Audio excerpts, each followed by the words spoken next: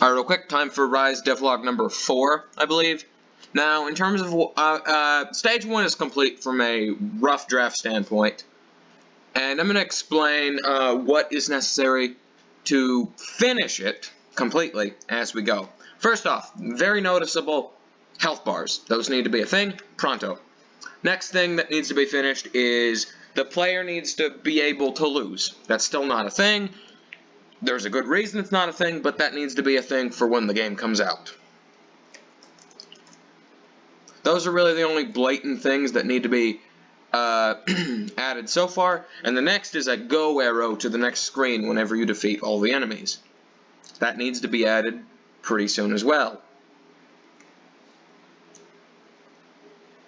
And there are bug fixes, like I need to change what happens when the enemies reach their dedicated wandering spot. Because right now they just spaz out when that happens, and it looks wrong.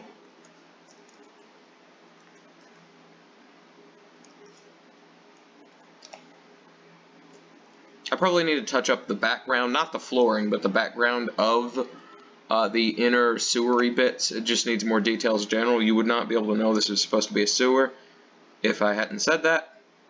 And I need to fix Bernard's death animation. He has one, it just doesn't play correctly. But now the enemies do spawn when you fight Bernard, which is something, I guess. Infinitely spawning. Once you kill 3 more spawn. It's quite simple. I do plan on having Bernard return in a later stage with that later stage's enemy roster. Just, you know, that inherently makes it harder. If you're dealing with harder enemies, then it's going to be harder without having to change the thing itself. Bernard may or may not get up in that later stage and you actually fight him for real. I don't know. Now, onto the elevator section, I need to redo the floor. I think the background's fine, given how simple it is and the fact that you wouldn't be able to really see the details. Maybe shade it a little more. But I feel like the background's fine. It's really just the floor that needs changed. And I'm really happy with the stopping animation that the elevator does once you kill all the enemies. I said before that this was supposed to be a wave thing, but no, it's just one thing of enemies. Once you kill all of them, the elevator starts slowing down very rapidly. And then now it's on to the boss, Damien, who is almost the same as Rise 1, but there are a few differences. Number 1 is basic, is now not a 3-hit combo, it's just a single hit. And his hitbox is a bit wonky for that. I probably need to extend it a bit. Anyway, his dash is essentially the same. I need to extend all of his hitboxes, really. They're a bit wonk, other than the projectile, which he has a projectile. That was a thing planned for Rise 1. The animation exists for it. I just never implemented it. So yeah, this is what Rise 1 Damien was supposed to be, essentially. And he only does the dash once in a row. As you can see, you can kind of get hit by his attacks, but I still need to fix his hitboxes. This is not in a playable state so far. This is just showing that it happens. As you can see, he doesn't get knocked back much. And you can interrupt his projectile, but you cannot interrupt the dash. If he's starting the dash wind up and you punch him, it doesn't interrupt it. But you can interrupt his other moves. Like watch, I'll wait for him to do the dash thing. At this projectile. And he's just not doing it. He's just not doing it because the basic, I forgot. There we go. And you say I just can't interrupt it. Well, the spin, I don't even think it connected. Let me try again, actually.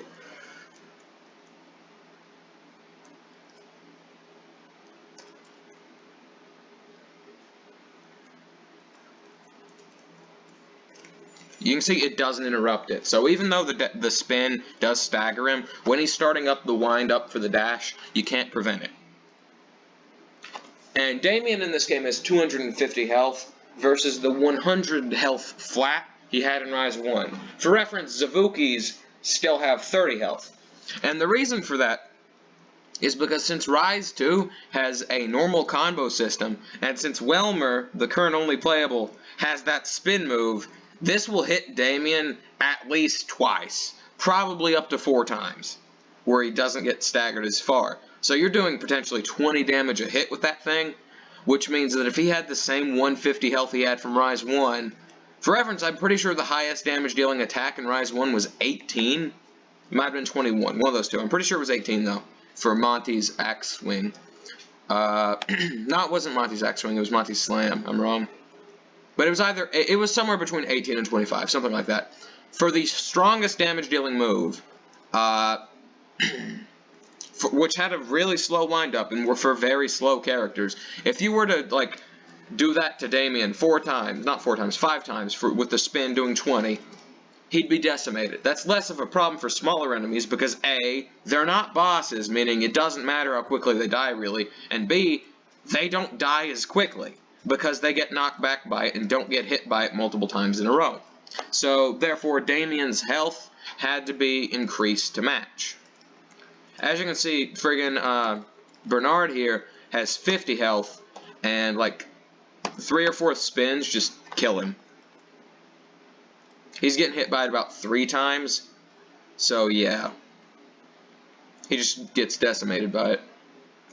And the run has a similar thing, but that's less of a problem. It does more damage than the spin, I'm pretty sure, but the run's less of a problem because you're going through the enemy. So even though it technically hit scans more often, so if an enemy hypothetically were to be in front of you for every single frame of the run, they would get hit more than the spin, hypothetically. Even though that's technically the case, the run is increasing your horizontal movement, so it's not going to hit them as much. Like, watch. The spin hits Damien here. That hit him like 4 or 5 times. That's more than 1, 2, 3. Yeah, that hit him 4 times versus the run, which just hits him once. And as you can see, there was a glitch there where I ran to the right. It doesn't register Damien as an enemy for some reason, but yeah. Obviously, a lot of work needs to be done for this to be in a playable state. More likely, when the very first public test build drops, this stage will be complete, and there will be a second playable character. That's how I want the first public test build to be. Stage 1 finished, and 2 playable characters. Presumably, the second playable character, it would make sense for it to be Wolfius, but we did a poll on the Discord server, links in the description, as always, on the Hell Dear Discord server where I do all my dev stuff, and Monty won the poll, so Monty might be the second playable. It depends on if I care about what the people on my server think. Do I? Not really, but I'm probably gonna add Monty next anyway, just because this is an inconsequential thing. So they want it, so like, why not? Give it. And by they, I mean literally one person. CK is the only person who voted, but whatever.